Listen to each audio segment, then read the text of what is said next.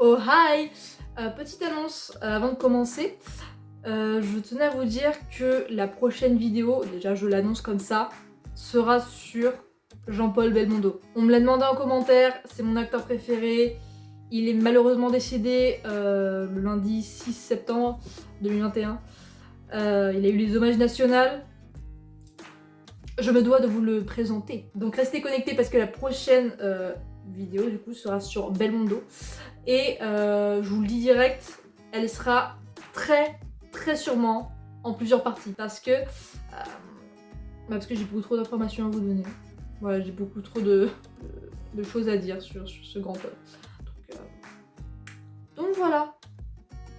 Rendez-vous dans 2 semaines. Mais en attendant, j'aimerais te présenter un grand acteur écossais, notamment connu pour avoir prêté ses traits au célèbre agent secret britannique 007, aka James Bond, et qui a ensuite été anobli par Elizabeth II herself. Certains l'ont reconnu aujourd'hui.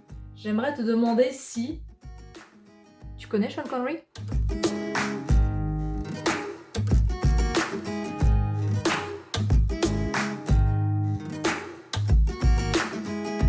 Et pour commencer cette vidéo, je te propose de prendre l'avion, malgré la crise sanitaire, pour se rendre à Édimbourg, en Écosse. C'est là que Madame Euphemia C. McLean, femme de ménage, elle a bien choisi son métier, et que Monsieur Joseph Connery accueille le 25 août 1930 un petit Thomas, Sean Connery. Et en 1938, la famille s'agrandit avec un petit Niels. Bon, je vais pas vous le cacher, la famille vit très modestement, et c'est dès l'âge de 8 ans que Thomas commence à travailler, à ramener de la moula à la maison. Du coup, avant d'aller à l'école, Thomas était livreur de lait. Je sais pas si ça se fait encore, mais à l'époque en tout cas, tu pouvais avoir ta petite bouteille de lait frais devant ta porte le matin. Génial. On appelle ça un milkman.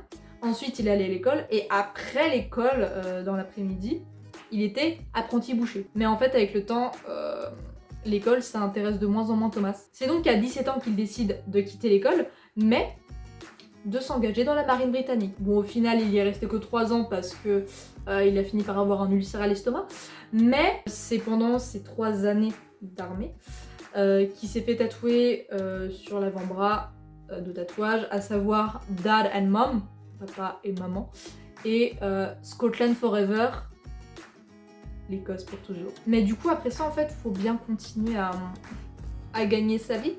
Donc, il va exercer différents métiers, comme maçon, livreur, vernisseur de cercueil, maître nageur, et il va même être modèle pour l'école des beaux-arts d'Édimbourg. Et en parallèle, il s'adonne à quelques activités divertissantes, comme l'occulturisme. Et il faut savoir qu'il était tellement à fond qu'il a fini 3e au concours de Mister Univers de 1950. Et comme on le verra tout à l'heure, c'est d'ailleurs un autre compétiteur qui va proposer à Thomas Sean Connery un rôle dans la comédie musicale South Pacific de 1951. Mais il faut noter que Sean est également passionné par le football. Donc l'équipe avec laquelle il joue s'appelle les Bonnie Wright Rose, et il est tellement bon qu'à la fin d'un match, un homme s'avance vers lui pour lui proposer un contrat où il sera payé 25 livres sterling la semaine, ça fait environ 27,30 € par semaine. Donc voilà, un contrat pour jouer en professionnel. Et il faut savoir que l'homme en question n'est pas n'importe qui, il sait reconnaître les talents, parce que il s'agissait de Matt Busby, le manager des Manchester United à l'époque. Alors même si Sean est très tenté par l'offre, bah il refuse. Parce qu'en fait, il avait compris qu'un footballeur professionnel pouvait être à la retraite à partir de 30 ans. Sauf qu'à l'époque où Monsieur Busby lui a proposé le contrat, il en avait déjà 23. Et il a même ajouté... Oui, du coup, j'ai décidé de devenir acteur. Ce qui s'est avéré être l'une des décisions les plus intelligentes que j'ai jamais prises. Alors, entre les entraînements de foot et la musculation, Sean Connery a commencé sa carrière au cinéma. Et comme je vous l'ai dit, il a pu obtenir un rôle de figurant dans la comédie musicale South Pacific en 1951 grâce à un compétiteur de Mister Universe. Donc pendant cette décennie, en 1950, il joue au théâtre Witness of the Prosecution d'Agatha Christie, et en parallèle, au niveau du cinéma, il joue en 1955 dans Geordie et Au bord du volcan. Ces 2 films-là l'ont aidé à perfectionner son jeu d'acteur. Et c'est notamment en 1961 qu'il est remarqué pour son rôle dans le téléfilm Anna Karenina. Et justement, penchons-nous sur l'année 1961, parce que c'est clairement l'année qui va changer sa vie. Cette année-là, un journal, le London Express, organise en fait un concours pour trouver un acteur qui pourrait interpréter un personnage tout droit sorti de l'imaginaire du romancier et de l'ancien espion Ian Fleming. Il s'agirait d'incarner le commandeur Bond 007. Et là, c'est pratiquement 600 acteurs qui ont posé leur candidature, comme l'acteur James Mason, Cary Grant, ou encore David Niven qui lui interprétera le rôle plus tard. Mais bien évidemment, sinon je n'en parlerai pas dans cette vidéo, le choix s'est porté sur Sean Connery. Et en vrai, si le choix du réalisateur s'est porté sur Sean Connery, c'est parce qu'en fait le budget du premier film était un peu restreint et Sean Connery n'était pas très connu dans le monde du cinéma, voire quasi inconnu dans le monde du cinéma. Donc en gros, ça coûtait moins cher de l'engager lui que d'engager des grands acteurs comme je vous ai dit, David Niven, James Mason ou encore Cary Grant. Mais de son côté, Ian Fleming, celui qui a inventé le personnage du coup, bah il n'est pas emballé par le fait d'engager Sean Connery comme commandeur Bond pour interpréter son personnage, parce qu'il retrouve pas son personnage tout simplement, il retrouve pas James Bond dans Sean Connery, tu vois, il le voit pas comme tel. D'une part parce qu'il le trouve trop grand, parce qu'il faisait 1m89, ensuite parce qu'il est trop musclé, il le trouve trop musclé. Et la troisième raison, c'est que Sean Connery est écossais et que selon Ian Fleming, il n'est pas assez raffiné pour interpréter un espion britannique. Mais bon, ok, vas-y, on tente, why not? Surtout que d'après la femme de Fleming, Connery a le charisme sexuel requis pour jouer le personnage. Donc on tente. Donc évidemment, tu te doutes bien que l'auteur change d'avis une fois la sortie du film et surtout le succès du film de 1962, James Bond contre Dr. No. Et pour la petite anecdote, je vous mets la scène en barre d'infos, mais du coup c'est dans ce premier film où on entend pour la première fois la célèbre phrase de l'agent britannique qui Bond, James Bond. Et c'est ainsi que l'aventure Bond commence avec en 1963 Bon baiser de Russie, en 64 Goldfinger, en 65 Opération Tonnerre, en 67 On ne vit que deux fois, et en 71 Les diamants sont éternels. Entre temps en 1969 c'est George Lazenby qui a endossé le rôle du commandeur Bond pour être au service de sa majesté. Et c'est d'ailleurs la seule fois où il jouera James Bond. Mais pourtant en 1973 il refuse 5 millions de dollars pour jouer le nouveau James Bond, Vivre et laisser mourir. Ce qui permettra par ailleurs à Roger Moore de prendre les traits de James Bond pour la première fois. La toute dernière fois qu'il va interpréter 007, ce sera pour la réadaptation du roman Opération Tonnerre en 1983, intitulé Jamais plus jamais. Ce film vaut son titre à un commentaire de Sean Connery qui disait qu'il ne jouerait jamais, plus jamais James Bond. Et les raisons pour lesquelles il a décidé d'arrêter d'endosser le rôle de James Bond, c'est d'une part parce que il avait peur d'être trop associé à ce rôle, de ne pas pouvoir trouver d'autres rôles dans le monde du cinéma. Et d'une autre part, il trouvait ça dommage en fait qu'il n'y ait aucune évolution du personnage à travers tous les films. Genre, je vais peut-être m'attirer les foudres des fans de James Bond, mais c'est à peu près à chaque fois le même déroulement de l'histoire, la même histoire, enfin voilà, c'est avec les James Bond Girl et tout. Donc voilà, il trouvait ça ultra dommage qu'il n'y ait pas d'évolution quoi. Et à mon avis, il a bien fait d'arrêter de jouer l'espion à ce moment-là, parce qu'ensuite il a pu retrouver le succès avec 2 films. Et il faut dire que c'est grâce à ces rôles qu'il a pu se libérer, si je puis dire, qu'il a pu prouver qu'il était un acteur à part entière et qu'il n'était pas que l'agent 007. On le retrouve donc en 1974 dans le rôle de l'élégant colonel Habernot dans Le crime de l'Orient Express, tiré du roman d'Agatha Christie. Et un an plus tard, en 1975, on le retrouve dans le rôle d'un vieil homme dans Le Lion et le Vent. Alors bien que ces 2 films aient séduit le public, les gens restent quand même un peu partagés par rapport au film de 1984, Zardoz. Il y en a qui vont dire que c'est un navet, il Il y en a qui vont dire que c'est un film culte, mais bon, il paraît que même 40 ans après la sortie du film, les avis restent toujours partagés.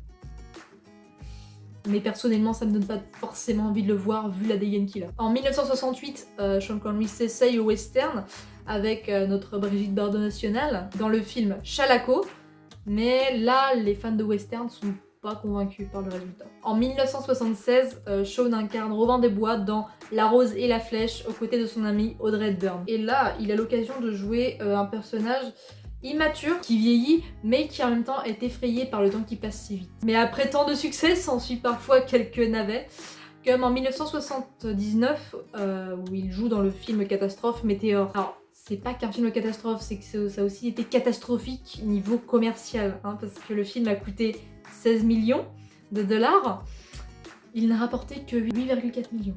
Et en plus, il enchaîne en 1980 avec un autre navet, L'épée du Vaillant, tiré du roman de chevalerie Sir Gawain et le Chevalier Vert. Déjà, le titre, ça vend pas du rêve, mais en plus, quand tu vois les photos du film où son costume, il a été fait en papier mâché, je sais pas quoi, il a le bidou à l'air. Mais bref, tu l'auras compris, c'est un échec commercial, artistique. Il a même été qualifié de désastre artistique. Dans sa vie, Sean sera marié 2 fois et aura un enfant. Tout commence en 1962, date à laquelle Sean Connery épouse une actrice, Diane Cilento,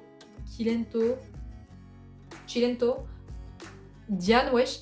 Et ensemble, ils ont un enfant, Jason Connery, né en 1963, qui deviendra lui aussi, comme papa-maman, acteur. Mais malheureusement, le couple Sean-Diane se sépare en 1973 et en 2008, Diane se plaignera. Apparemment, son fils Jason n'aurait pas reçu 1 centime de la part de son père et Sean aurait accusé son fils aussi d'avoir du travail, d'avoir des rôles, juste grâce à son nom de famille parce que bah, du coup, c'est le fils de Sean Connery. Donc, Mais bon, revenons en 1974.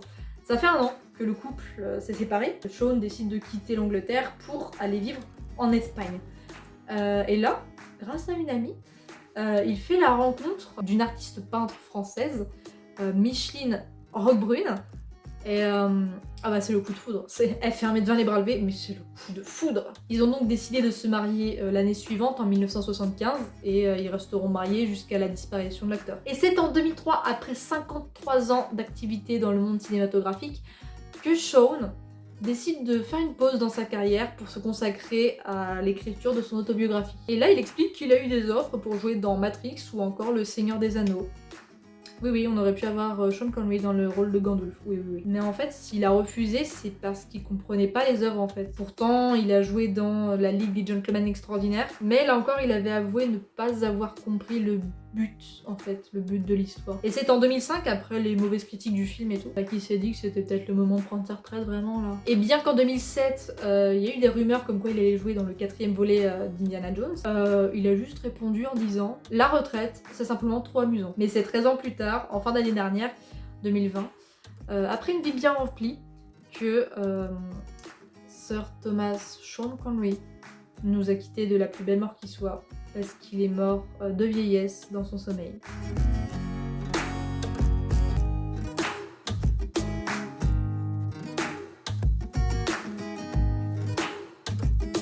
Alors en fait, comme il est mort pendant le 2e confinement, ses cendres ont été conservées jusqu'à ce que les voyages internationaux ont pu réouvrir pour que ses cendres soient dispersées sur sa terre d'origine, sa terre natale, sa terre de cœur, l'Écosse. Scotland Forever. Il faut savoir qu'en 2000, Thomas Sean Connery s'est fait anobli par la Queen Elizabeth II. Et du coup, on ajoute Sir devant le nom-prénom. Du coup, ça fait Sir Thomas Sean Connery. À rallonge, il n'y a plus d'encre pour écrire après dans son stylo, mais c'est pas grave. Et pour la petite anecdote, il est arrivé à cette cérémonie en kilt. C'est l'habit traditionnel de l'Écosse, quoi, pas de l'Angleterre, donc ça a beaucoup fait parler à l'époque. Et pour l'autre petite anecdote, du coup, tous les acteurs, ou presque du coup, qui ont interprété l'agent 007 James Bond sont des acteurs anglais. Voilà.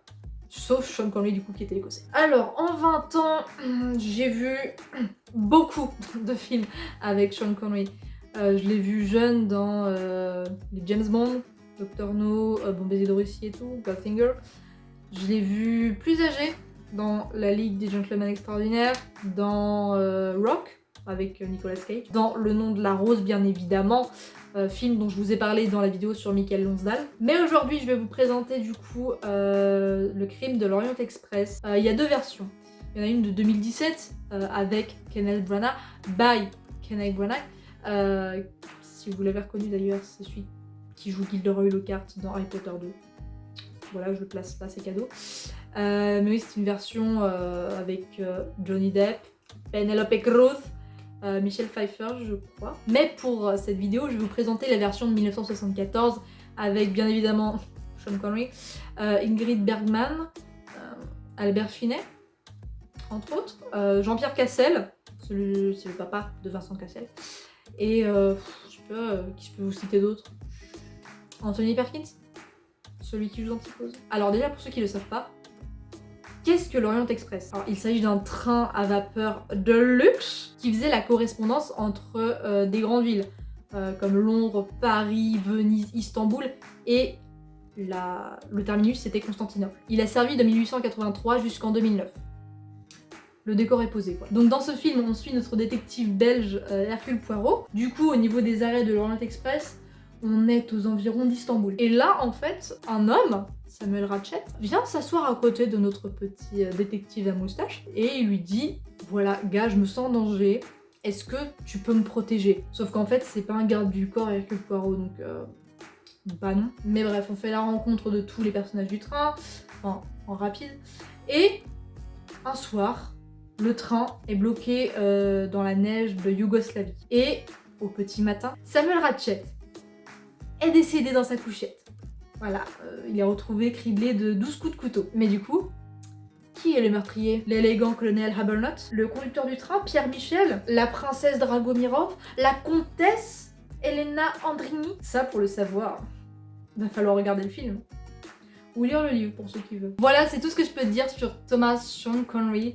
En vrai, quand j'ai appris son décès, j'étais un peu scotchée sur mon téléphone parce que bah, j'ai grandi en fait avec des acteurs comme lui, donc ça me fait drôle.